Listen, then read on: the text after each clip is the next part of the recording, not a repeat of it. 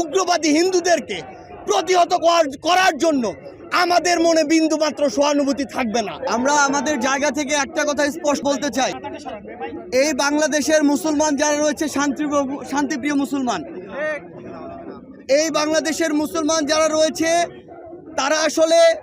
তারা যেমন নিজেদের ধর্মের প্রতি তাদের সহানুভূতি রয়েছে, অন্যান্য ধর্মের যারা রয়েছে তাদের প্রতিও তাদের সহানুভূতি রয়েছে।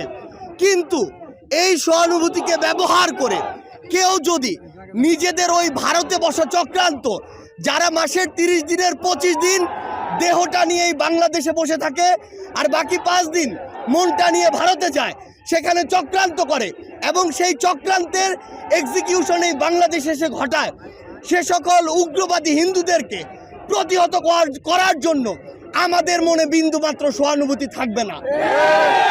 আমরা আমাদের জায়গা থেকে স্পষ্ট করে বলতে চাই, আমরা অনেক সহ্য করেছি, আমরা আমাদের জায়গা থেকে সর্বোচ্চ উদারতা দেখিয়েছি।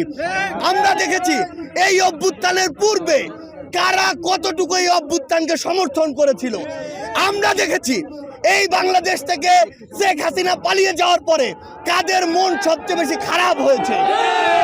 আমরা আমাদের জায়গা থেকে স্পষ্ট দেখেছি যখন এই বাংলাদেশে অভ্যুত্থান পরবর্তী সময় একটি অস্থিতিশীল পরিবেশ হওয়ার কথা ছিল, তখন কিভাবে আমাদের এই মাদ্রাসার ভাইরা ওই মন্দিরে গিয়ে পাহারা দিয়েছে, কিভাবে 5ই আগস্ট রাতে সারা রাত ওই মন্দির পাহারা দিয়ে সকালে ফজরের নামাজ তার সামনে রাস্তায় পড়েছে।